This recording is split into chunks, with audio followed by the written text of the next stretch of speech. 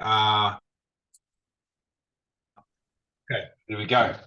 So I can cut this anyway. Awesome, brother. So we'll jump. We'll just. I was gonna say, man, just to catching up. Give me an update, bro, because you mentioned you're in schools and yeah, let me know, man. What have you been up to, bro? Because we Yeah, haven't spoken in a I was while. gonna say, I know it's been like a couple of years, but you know what, Rick? Basically, the school thing like landed on my lap. In a way, I was doing mental skills at rugby club down the road from me, like Brighton, and it just left an impression on one of the coaches. He's a rugby performance coach at an independent school, like a private school in the UK, and he was one of the assistant coaches. And I basically came in and got the boys talking, around leadership, around values, around togetherness and belonging. And like the boys in the club just didn't seem to have a framework to be coming from. These are like adults. It's a first team in a national league. So I did all that, and the guy was like, "Rick, look, we run a rugby performance program out of school. Have you ever, spoken to kids?" And I was like, no. Like, how old? And he was like, oh, 16 to 18. He's like, would you come and do a couple of workshops for our sports scholars? So I said, yeah, like went along, designed a couple of bits on like flow state through breath work and becoming centered through it. And then on values like inner drivers and how we lead them to guide us and stuff like that, just to help the kids when they leave, like, leave to go university or broader life, they aren't in a position where I guess where I know I definitely was not taught about inner drivers and where to follow my strengths and how to create a life around them. So it was just a case of bringing this to them. And then I got an invite, say, do you want to come into the rugby program? So I came into the rugby program, did a big old 2 hour talk with them on togetherness and belonging and mantras and inner values and vision being the destination, and then drivers being the vehicle, and then mantra being the grounding.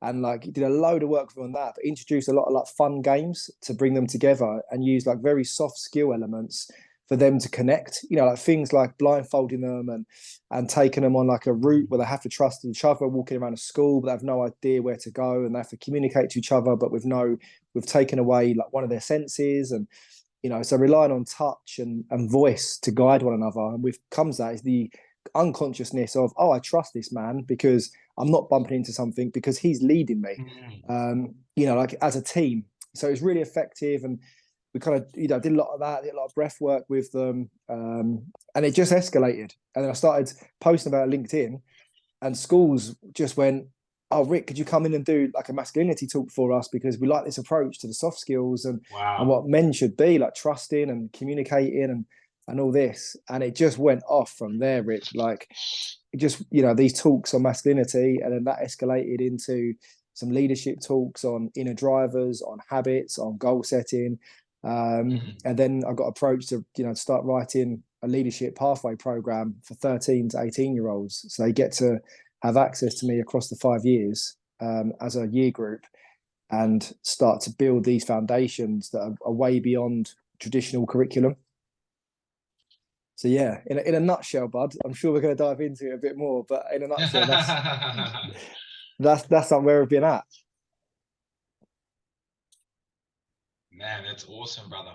And man, I just want to say, man, that when we talk about flow state, I think something that how I look at it, man, is it's kind of it's expressing who you are, right?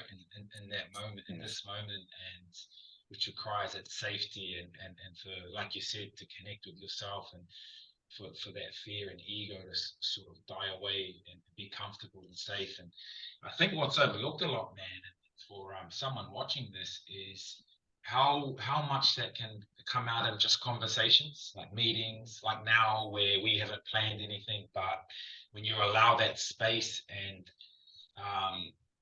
that creativity isn't like yours or mine, it comes through, and we're the vehicles.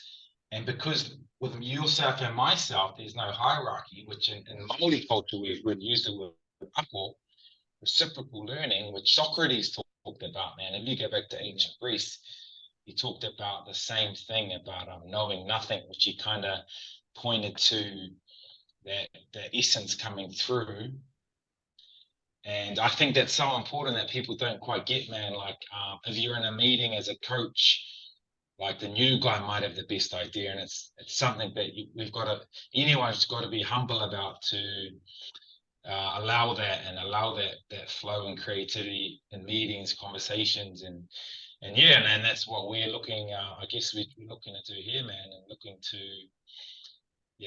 express that same energy that we're trying to get to in high performance. It's just an example of how we can find that place at any time, really, individually and collectively. Does that make sense, man? What's your take on that, Yeah. bro? Yeah, there's a few things I love that, Rick. Like, and I'm 100% on board. Like, we've had some voice notes last week, and it was like, God, we could be like one and the same person. In how we view, like, our lens of the world is so similar.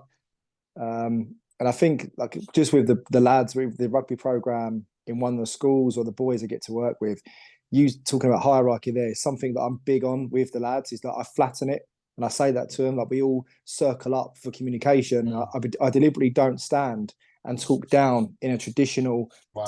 like give a receiver way. And I say that to them. Like, I know nothing right now. Like, I flatten the hierarchy.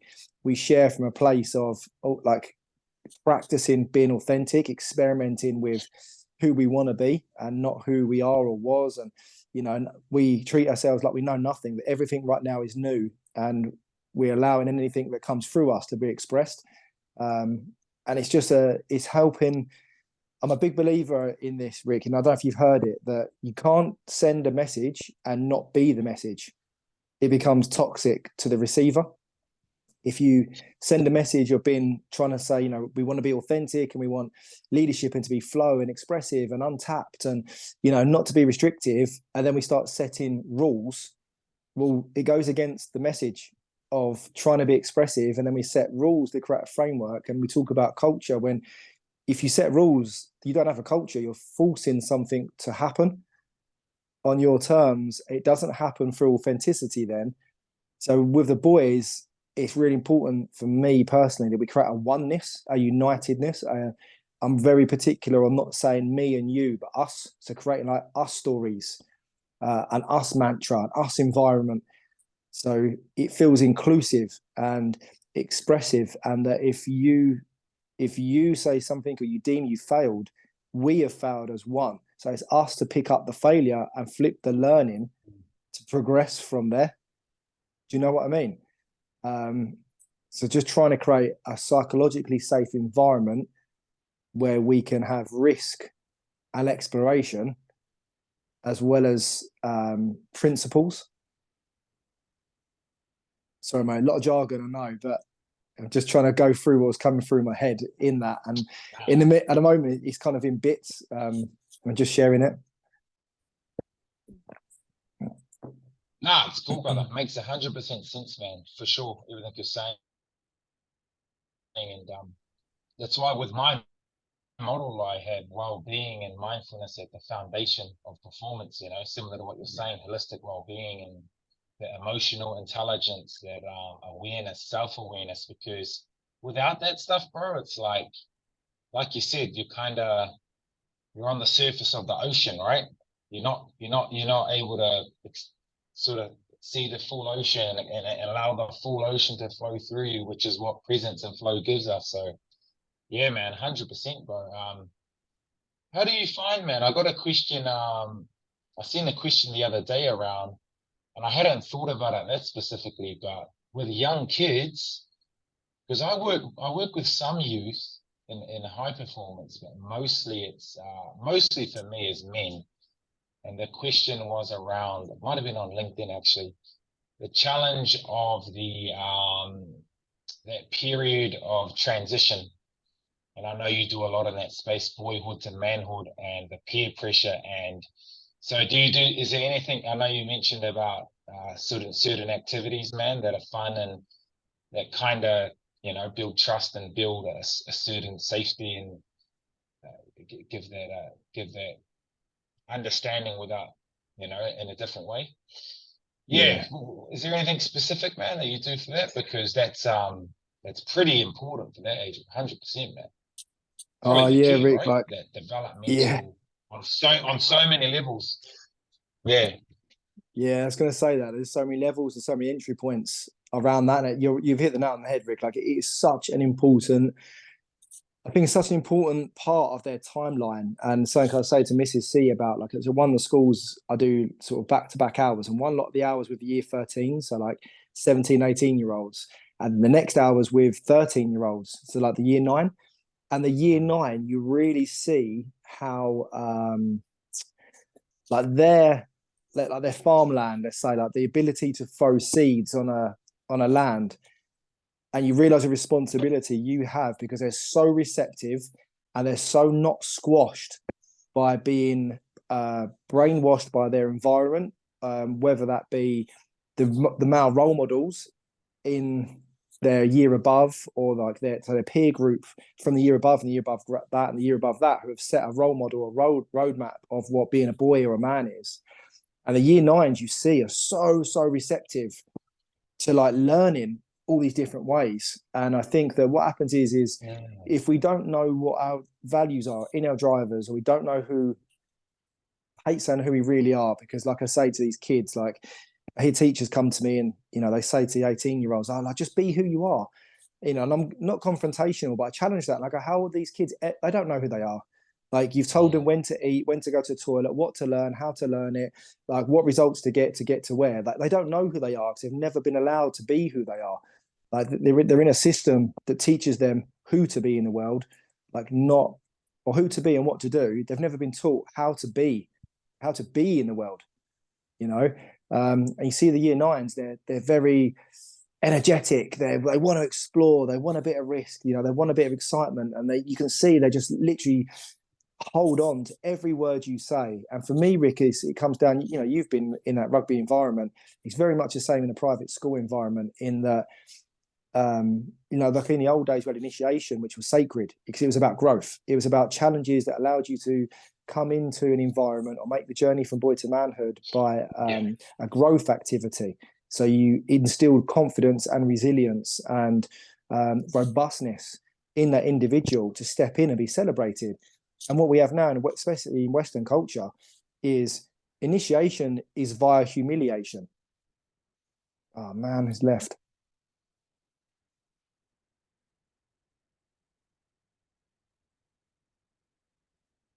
Sorry, mate. Just That's cut all out right, for a mate. sec. That's all right. Yeah, no, in the Western That's culture, all we good. have You were talking about initiation and instilling individual, then it cut out then. and we have like initiation in the old days was sacred. It was about growth, and now in the Western society, for however many years, initiation is via humiliation. And you see it in the private schools That's where fuck, mate. That is bang on, man. That is like I've taught in schools, man, and that age group that's so important, and that's exactly what you said, man. Humiliate. That's so bad, bro. yeah, Sorry, man. Keep and it going. is, Rick. Yeah, we've both seen it in rugby environments. Like, Yeah. and the thing is, we all have one of our core things that Maslow doesn't talk about in the triangle in the pyramid. The biggest base should be belonging, because we long to belong to something. Primarily we're tribal. So what we do is if we're willing to sacrifice our values to feel a sense of belonging somewhere. And a lot of the time, we join in as a youngster who's making that journey. We observe the elders running humiliating initiations, and most elders don't want to play a part in that, but they think they should do it because it was done before them. And then it gets done before them. And commonality of language creates culture, right? So the more years that goes on, the more the culture is run that way for a ripple effect for years after. And it's things in private schools where they seem just boyish behaviour, but like the year nines might join a new boarding house, and their initiation is having their room tipped upside down, and stuff like that. And it might seem a laugh, and because it's become a culture for the last 10 years, it becomes the norm. And the trouble is, the norm then becomes that unconsciously we then go, "Oh, I don't feel safe here. Oh yeah, good. I want to fit in, so I'll laugh and I'll do it to the next person, but I feel shit doing it." But it's what we do here. But unconsciously, we're still sending the message of, "I don't feel safe around these people because when's it going to be me next again? Or what are they going to do to me again next? Or when am I going to be called forward to have to do this to another?" And it's just the inability for boys to have the space facilitated for them to express and talk, to understand one another, to then be able to feel understood. So, a bit like the 7 habits of highly effective people: seek first to understand, then seek to be understood. And I think for the boys, I get them in circles, they communicate emotionally, and you see their behavior completely change towards each other. Like they become love, Rick. They become love. Mm. They have the ability to feel and be and express, and you see them touch and hug and high five. And they don't do that when you first meet them. And then it's saying to them, like, let's get creative. How would you love to introduce someone into your environment? Because how do you want to be introduced? I want to feel welcome. I want to feel love. I want to feel like I'm part of this. Does what you're doing and what your elders are doing make you feel that? No. Let's change. It's down your responsibility now to change the scripts. So let's have a look and explore what we could do when you become the elder, and how you would like to introduce the newbies into your boarding house or into your sporting environment. What would it look like? How would you like to feel? So again, completely shifting, Rick, from do to feel and be. And I'm a big believer in that, and especially with boys. As men, our measurements are always around doing and achieving in the world, and not enough is left to being and feeling. Something I learned in the book was, who are you being in the world? And people go, what are you talking about? Like, what are you talking about? Like, who are you being? Like, who are you being right now? Are you being empathetic? Are you being love? Are you being confidence? Are you, and that's a different thing from being like, what you're doing. Man, yeah, there's a lot of things, man, that and I'm gonna say them. I'll just go through them, mate, and then I'll jump it back to you, because then I'll forget them. But and you take it where you want, brother. But I've got a few points here, man. And as a teacher, what the first point is working in schools, how broken they are, and I don't really want my kids to go through the system. Because like you said, a lot of the traditional mindset and energy is there, right? With the teachers that know, and schools are good at, like you said, man, they're talking about critical thinking and creativity. But in my experiences in 7 years in teaching in schools internationally, it's exactly like you said, man. The disconnect from what people say, the vision on the wall, that all the buzzwords, empathy, connection, it could not be more of a false reality than, you know what I mean? It's almost like just completely delusional, man. And I think that extends to obviously politics and all areas in it. For me, that the other point in Western society, particularly, if I sit in a Maori society, man, traditional, very spiritual, and like you're saying, being presence, holistic, connecting with interdimensionally with the formless, and that's expressed through the language, the way of life. Not that they were perfect, but that certainly is evident that at one point, that's sort of the primary, right, the essence. And then the Western mind, over however long it was, let's say a couple of thousand years, if we go back to ancient Greece, and however long that duality of the mechanical mind built up, and we became obsessed with it. And now, right now in the world, man, we're so hypnotized that we're almost we see the mirror reflected on the image we have, and it shuts us off to all our other chakras and energy centers. And that's why people a bit of fear and they're gone, bro. Like we've seen it with COVID, right? Right? People I knew and would see were just like literally zombies, man.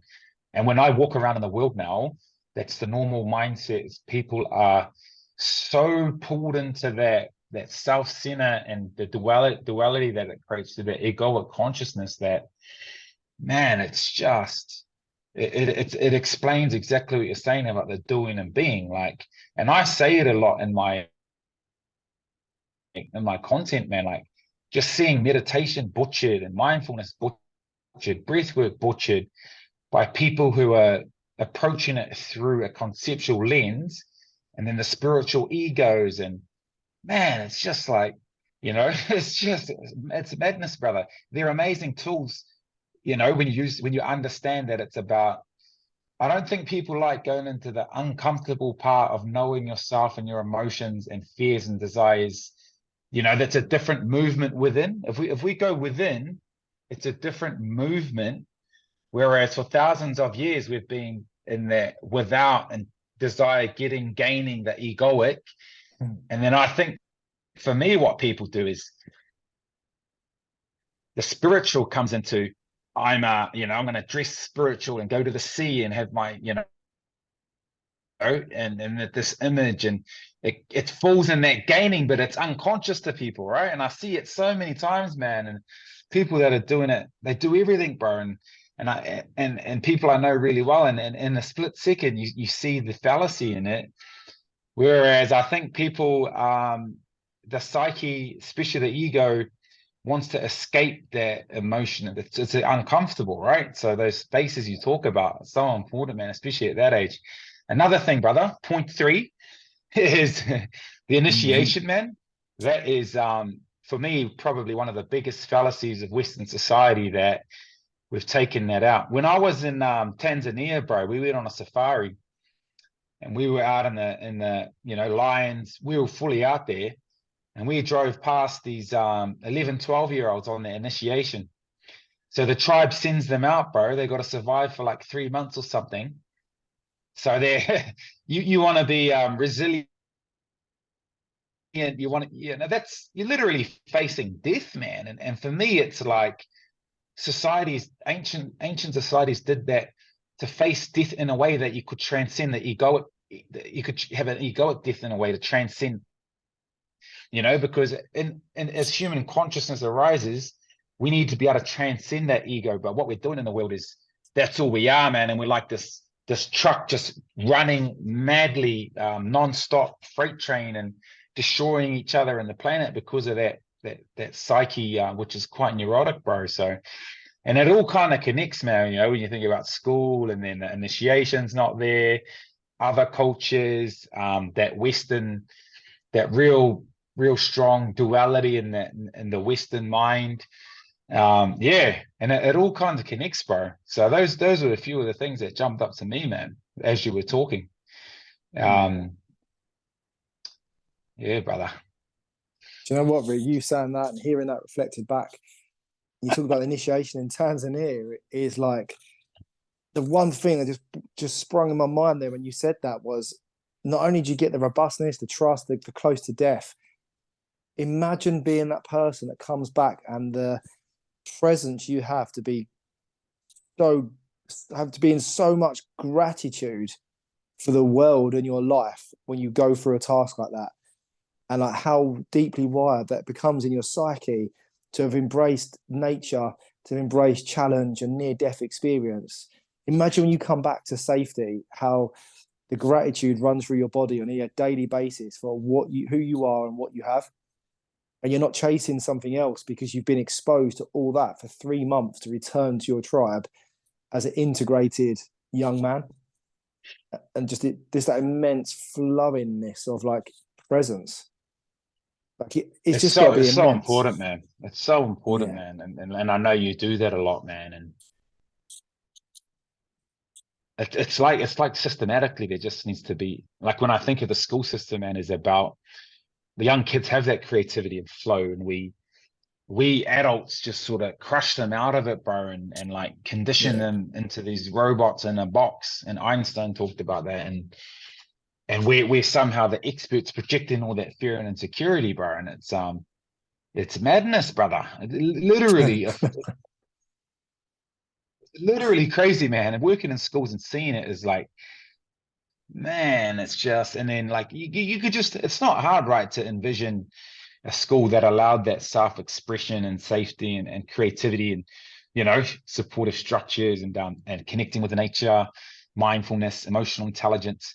It's not hard to do or be that. And then that initiation, which you don't have to go on a safari, but whatever that looks like, man, like whatever that looks like in terms of the amount of adversity to trigger certain growth, trying to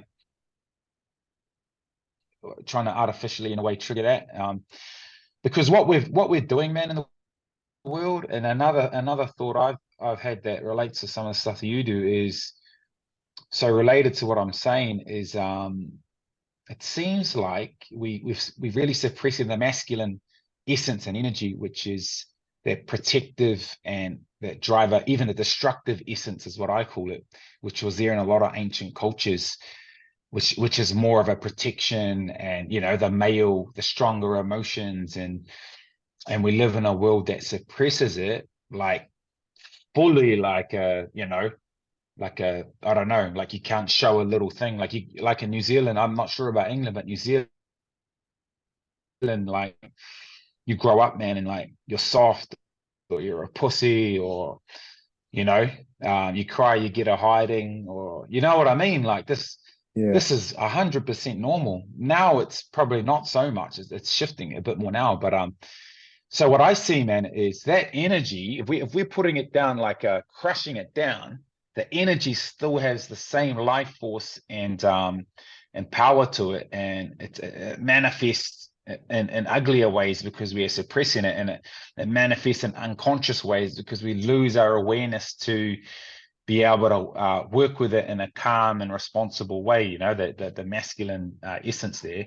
And what I see with that, man, is the prison populations, violence, family violence, male suicide rates. And that, to me, that seems like a really key.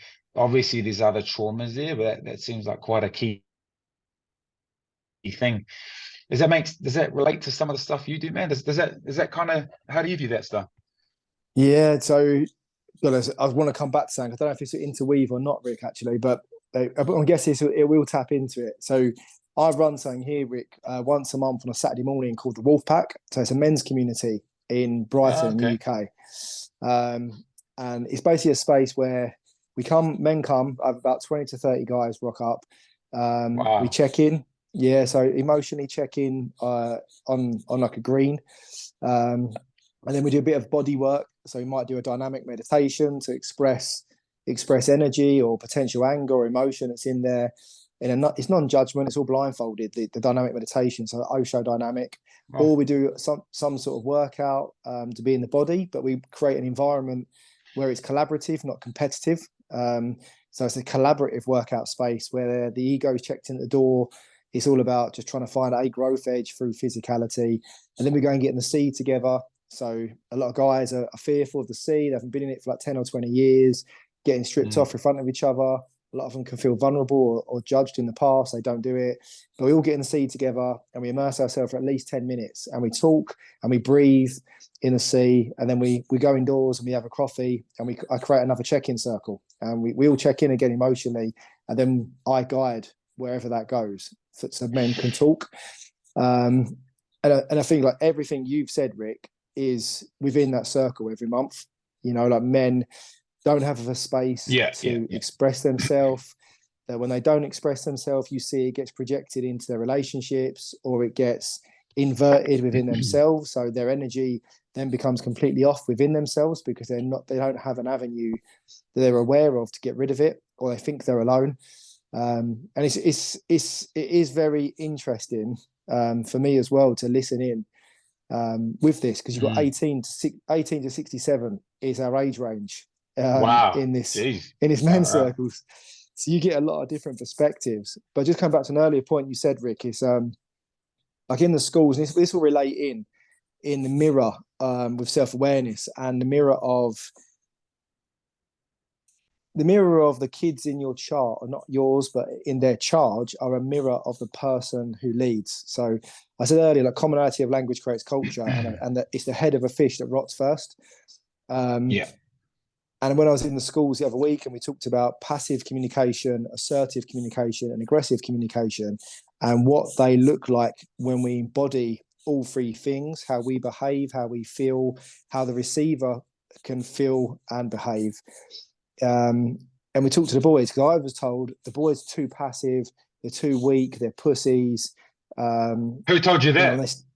So this was a director of rugby at the school. Is this the who brought me school? in. Is this Yeah, about the? this is Oh, okay. yeah, about the boys.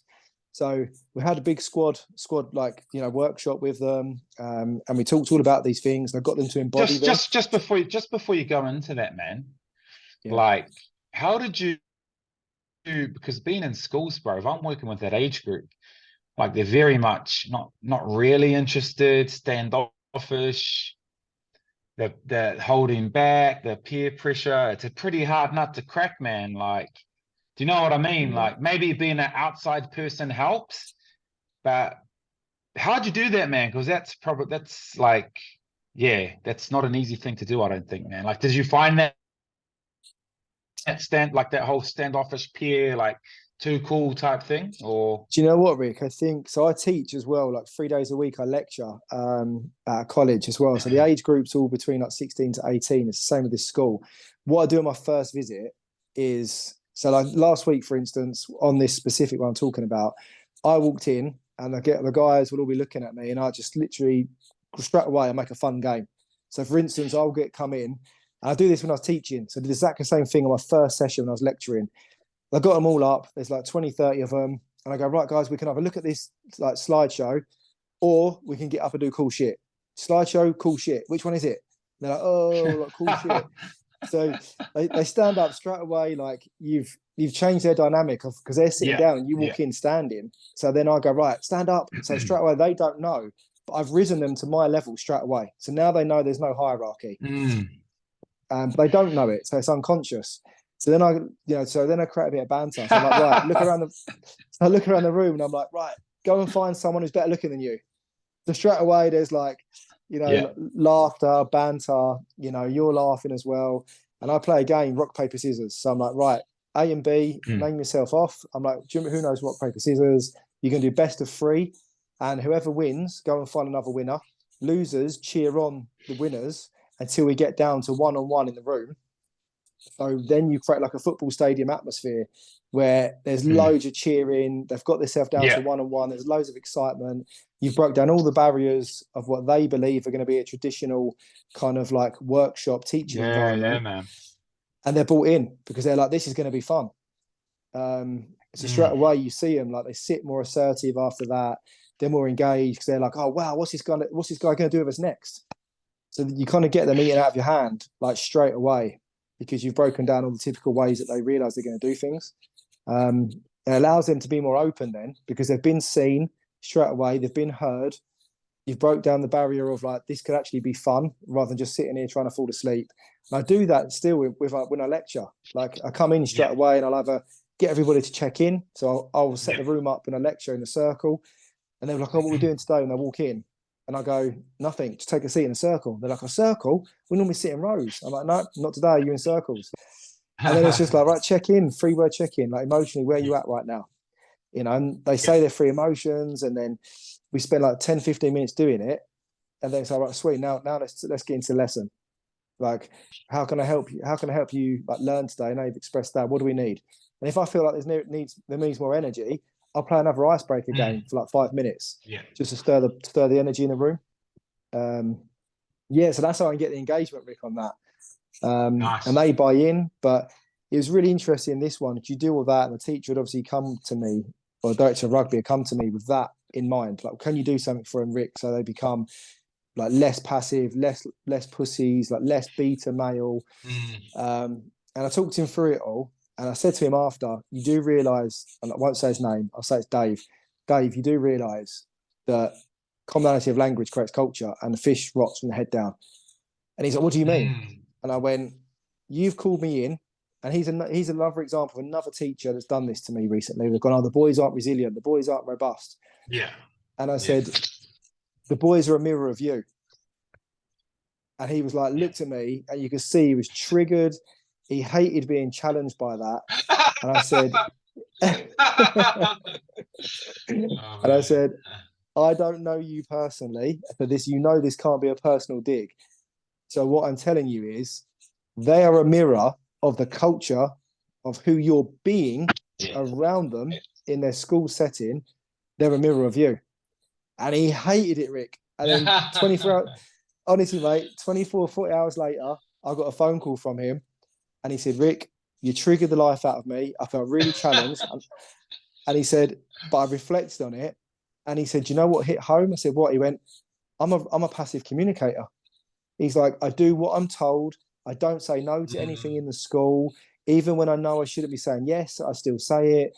I take on too much responsibility. I sacrifice my family time. And he said, you hit the nail on the head. Yeah. He said, I'm really passive in a school environment. And actually, maybe that is affecting who I'm being. And they've cottoned on, and I've never seen it for all these years. And then he said, and I said, yeah, you've also moaned to me that your director of sport, so director of all of you, is exactly the same. So I said, who do you think your school sports team mirror then? And he went, oh my God, I'd never thought of it like this. And I said, so you can't keep blaming boys for being like soft, having no resilience, being too passive, when the leaders of those boys are the mirror of what them boys are. You're not instilling resilience, robustness, assertiveness in them because you're not being assertive, resilient, and robust. Yeah, man, 100%. But sorry, mate. What was that? I was going to say, but Rick, you know, like sometimes it's the beauty of being external coming in that you get to sow these seeds, because as a teacher, I get it. Like, you can't be everything. You know, you're teaching because you want to teach. Ultimately, their hearts are in the right place. They want to help kids. They want to help kids be educated in their lens of what education is. Whereas you and I come from a different space where it's like, do you know what? What if we educate these kids in deep self-awareness? And what I find happens is the kids become deeply self-aware, and it triggers the teachers because the kids become more educated in life skills than they are. But you know, that's the challenge, right? That you hope you get to sow the seeds with the kids. The teachers go, oh, can you teach us that? It's something we've done. Yeah, man, that's the thing. Go on, Rick. What was that? That you did that? I was just gonna say, man, that inertia is so strong in schools and teachers. A lot of them, you know, like the holding on and control and projecting the fear, and you know what I mean. It's such a strong barrier there, man. What I've seen in some schools, it's, you know what I mean. It's just it depends on the school a bit, I guess. Yeah. But man, it's and what you're saying is definitely the most important thing I think that school should teach. Period. Man, like from the age of 3, right? The most important thing is the self-awareness and being present and mindful and creative. And, you know, things are pretty easy if you can find that flow state. But we come from the other end of the spectrum where, you know, we go back into that mindset of, you know, controlling and looking at the external world and projecting outwards, and then that just suffocates these kids, man. And, man, it's a funny world, Rick. Like, I mean, we share some voice notes where I believe that, like, my belief, and it's personal to me, is when it comes to inner drivers and values, like, we have attention deficit on things we don't deem to be of valuable, as interesting to us, you know, that don't light us up, and we have attention surplus in what does. You know, we remember things that interest us. We are willing to put more energy and effort into those things. We normally excel in those things. And you go into like a school environment, for instance, and we might be deemed to be failing in a subject. And what we do is we drop down a set, and then it starts a snowball of, you get dropped down a set, you then are separated and isolated from your peer group, who are originally where your friends normally are in that other set. This then leads to behaving strategically to try and fit in with your new group. So you end up suppressing your personality or manipulating parts of you to fit in again. Your self-esteem probably goes down because your peers have been recognized, you've been put down a set. So it then interrupts with your confidence. You then may start to repel that and reject it. So then you're described as being very energetic, or this one's got character, or he's trouble. Then that then transcends into ADHD. He might have ADHD, so let's call the parents. He's displaying behaviours that match the ADHD. kind of requirement. The parents panic. You go to a doctor. Doctor says, "Oh yes, you are displaying these things. You don't remember much of that subject. You're disruptive. Your behaviour's not good." So they hit all the description. Then we give these boys tablets and make them believe they've got ADHD or ADD for however many years. And I just think to myself, what if we just went, hold on, let's have a conversation with the people who are in the subjects where he excels. How are they engaging him? How are they create an environment that he's able to learn from? Is it because he's a kinesthetic learner, not a visual learner? And maybe that I need to cater some of my timetable to engage him more in this subject because he needs to be in this class with a kinesthetic way of learning.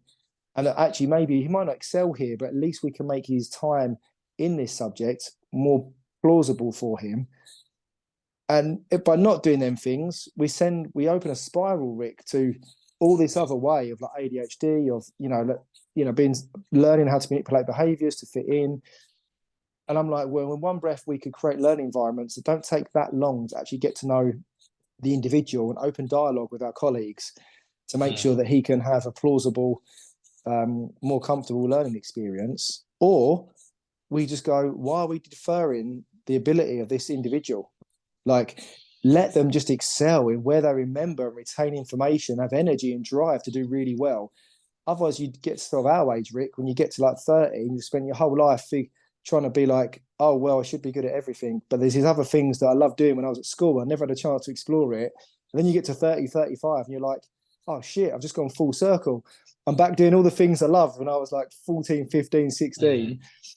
And now I've realised, actually, if I just chose this career path at 30, 35, then I'd be doing what I should have been guided to do back then.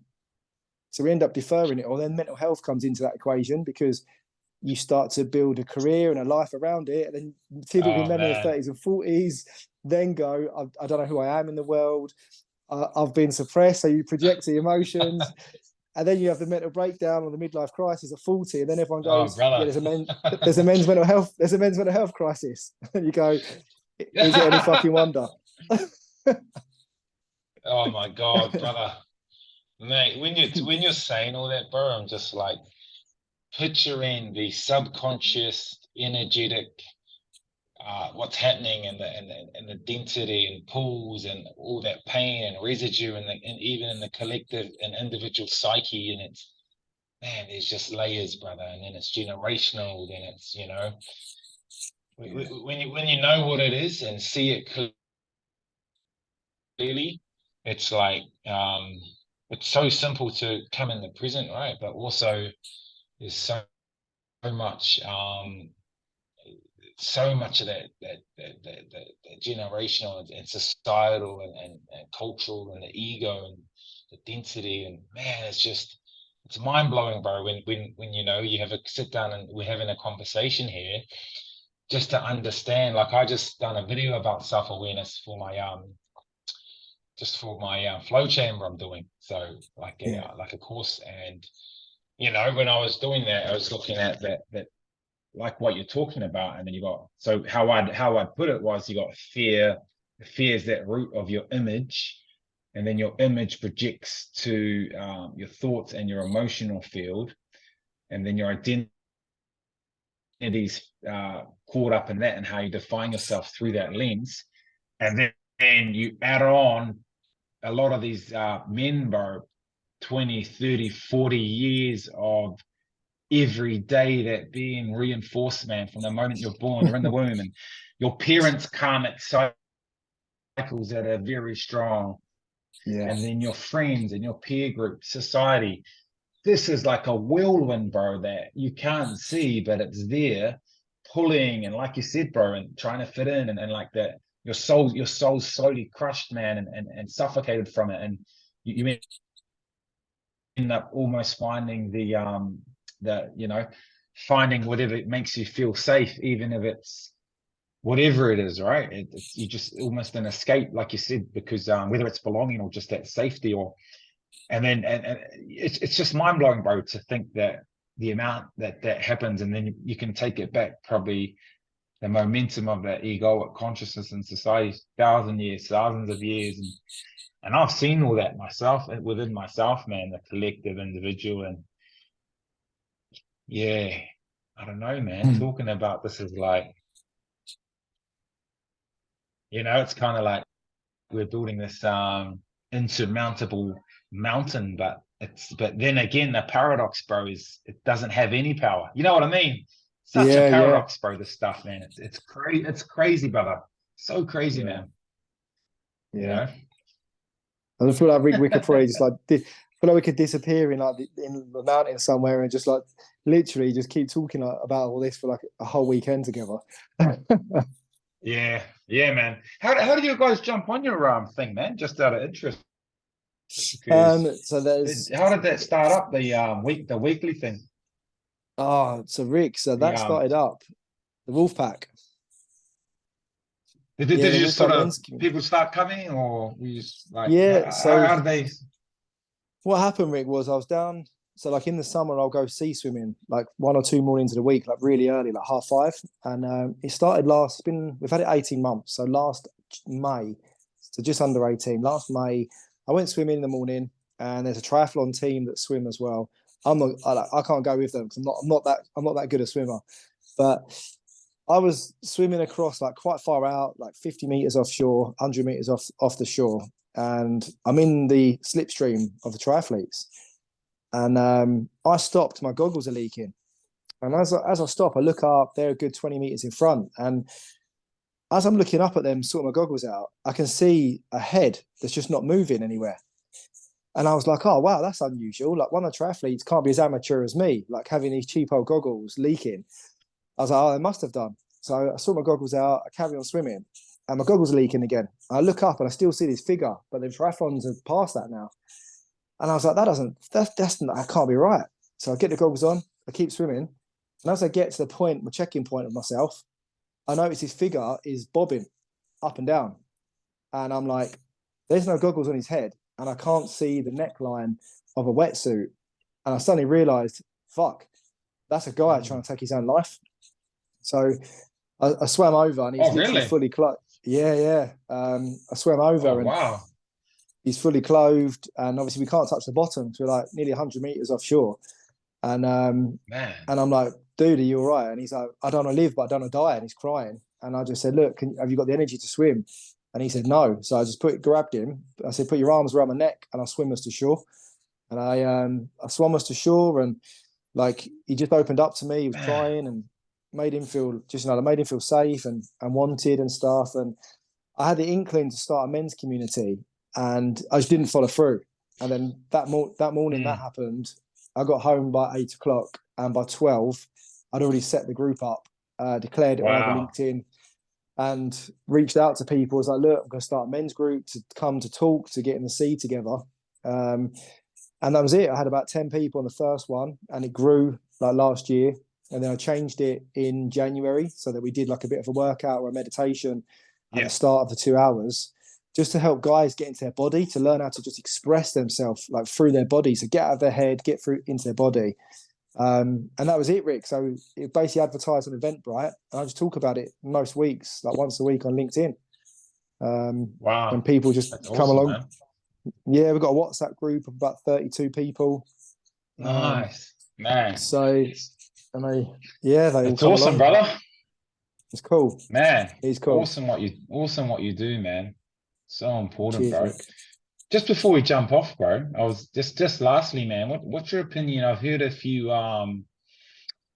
you see a bit in the media with like you talk about the doing and being disconnected, and English rugby's got to fall within that, eh? And how do you just lastly, man, like before we finish, bro, what's your opinion on that, bro? Because you take what you're doing, man, and then you take some of these high performance sport, their traditionalism and politics and so on. But in this example, English rugby, for example, and what I've heard from players and seen and read, it's sort of like at the extreme kind of, let's say, unconscious spiritually level where it's actually quite traumatic for a lot of athletes I work with, bro. It's quite traumatic going into a lot of these environments, man. The conversations I have and like the no emotional support, the cutthroat nature, no contract, not starting.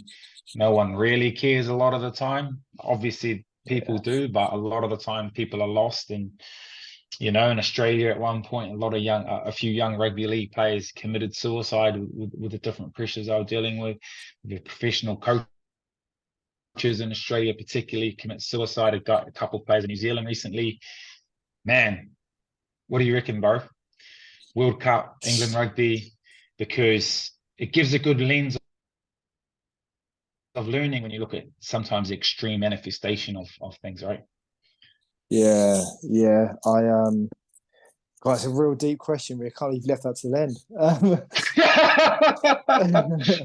There is, I generally believe there is such there is a absolute spiritual and beingness disconnect in English rugby, and I think we view it as the England team, but I think it's a culture generational thing in this country where we have the richest rugby nation in the world with the biggest player pool, and the it's way deeper than what we see on TV.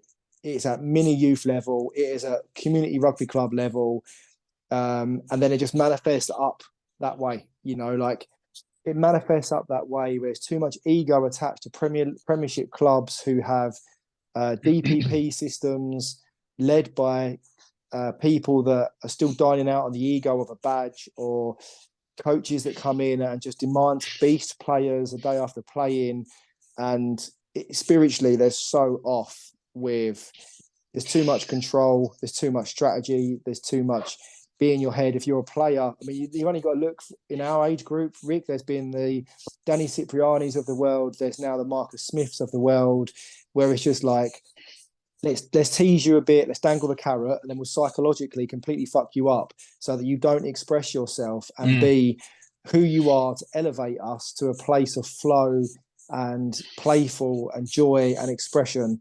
And what we'll do is we'll try and dilute you as best we can. If we can't, we'll kick you to touch and then go and deal with it all yourself. And I know I'm talking a bit of a surface level here, Rick. No, I know what you're saying, man. I get what you're saying. Yeah, 100%. And I know that, I know. I know, man. We could go into that for an hour. I know what you're saying. I'm sure people listening understand, and it's great to see Cipriani. I talked to him about a week ago, man, and it's good that he's getting that message out with his profile and experience and real life experience within those environments. And he's pretty straight up saying what you're saying and what I'm saying. But obviously, he's on these platforms, so you got to start somewhere, man, for those solutions and breaking it down. And man, it's all part of that conscious growth, I think, too. The chaos and order, right? We're in a bit of that chaos phase, I think, in a lot of ways, a lot of places, and bring that order through, and that cycle of conscious evolution, man. Nah, we awesome, saw brother. it last night, Rick. Like we saw it with Sorry? Australia last night. I don't know if you saw the Australian game. Oh, it was mate. a great example. Not even just a performance. There was a snippet on there where Eddie had dropped their normal 10. I can't remember the guy's name. Young guy. He dropped him for the game last night. No, Eddie did for Australia. Eddie Jones. He dropped Carter Gordon. Yeah. Yeah, so he dropped Carter Gordon to the bench, and he brought in Donaldson to 10. So Donaldson, easily the best player for the tournament so far at 15, moves into 10 when he's played a handful of games. And in Eddie's process, he had got Hooper, he had got Quade Cooper in, who had literally looked after their bodies and prepared themselves for a World Cup for the last pinnacle of their hurrah. And Eddie had coaxed them in, then cut them. And cast them to one side to bring in a young player who he deemed to be expressive, who starts 2 or 3 tests in his normal position and then drops him for the biggest pool game of the tournament for someone that doesn't play 10. And it was just another prime example of another coach in the world who's completely spiritually off internally, that he doesn't create such a psychologically informed or safe environment for players to express because straight away the guy Carter Gordon comes on, misses touch twice because he's playing with fear now rather than expression. Yeah, man. He doesn't want to fail, and what that leads to is being uptight for his being, so he makes more mistakes. You know, and it was a prime example of the multi-layer of the times we live in rugby as a whole. Mate, fear encapsulated environments. 100%, brother. It's there, man. It's a slow shift, but it's very slow. And like, I love the chaos, man. And I love, in a way, not in a narcissistic sense, but it is like this so strikingly obvious manifestation of the dying away of the old structures of leadership and coaching. It's like, if you've got half a brain, man, look at this, look at what it leads to, look at what it creates, look at where the players are now. They're not where they were 20 years ago, a lot of them spiritually, and a lot of the guys I work with are very centered and aware and awake. They see this stuff, man. The best coaches in the world, they see it. They see the fear, control, and self-centeredness, man. And, you know, so in a way, I love that chaos of it, you know, that chaos and the order that's going to come through out of it, like the caterpillar dying and the butterfly being born. And like, it sounds like, I might sound like a bit of a serial killer or something, brother, but it's probably more experience. It's probably more experiencing within myself the dying away and understanding that that's a process of love and light shining through, that there's beauty in both of those polarities. And that's how the universe evolves consciously, through that pull of chaos and order, man. So, man, we better wrap this up, brother, because we're gonna, you know, we're gonna keep it going, brother. And that's all good. Appreciate it. I'll stop the recording, brother. Thanks, man. I love all that you do, man. Stop the recording, brother. Give me a second. I can cut this off anyway, and I'll see how that goes, bro. Hope